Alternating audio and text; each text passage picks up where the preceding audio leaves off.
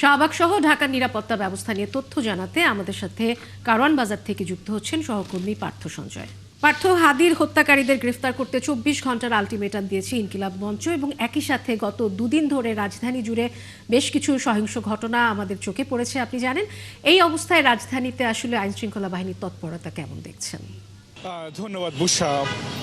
শহীদ ওসমান হাদির শেষ যাত্রা শেষে বলা যায় এই মুহূর্তে রাজধানী স্বাভাবিক পরিবেশে ফিরেছে এবং শোক এবং ক্ষোভের মিশেলে যে দিনটি পার করেছি আমরা রাজধানীবাসী, সেই দিনটি এই মুহূর্তে আসলে ছন্দে ফিরেছে বলা যায়। এবং রাজধানীতে যান চলাচল আপনি স্বাভাবিক দেখতে পাচ্ছেন এবং দিনভর যদিও যান চলাচল কম ছিল, ছুটির দিন ছিল, স্কুল কলেজ শিক্ষা প্রতিষ্ঠানগুলো বন্ধ ছিল, স্বাভাবিকভাবে মানুষের যেই সমাগম সেটি আসলে যানবাহনের যেই চলাচল সেটি আসলে কমই শনিবারে থেকে থাকে। এবং তবে আজকে যেই মানুষের স্রোত জানা যায় শরিক হয়েছিল এবং সেটি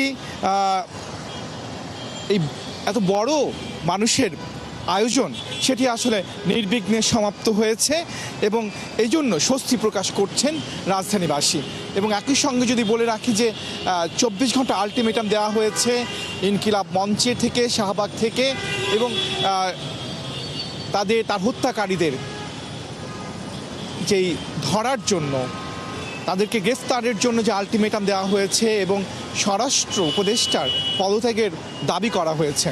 তো সব মিলিয়ে তা নিয়ে যেমন একটু উদ্বেগ আছে, কিন্তু রাজধানীবাসী এই মুহূর্তে বলা যায় ছন্দেই ফিরেছে। এবং একই সঙ্গে বলে রাখি যে নিরাপত্তা টহলে বেশ সতর্ক রয়েছে সেনাবাহিনী থেকে শুরু করে আইনশৃঙ্খলা বাহিনী, এবং সব মিলিয়ে বলা যায় যে আসলে রাজধানীর এই মুহূর্তে পরিবেশ বেশ স্বাচ্ছন্দ্য এবং স্বাভাবিক।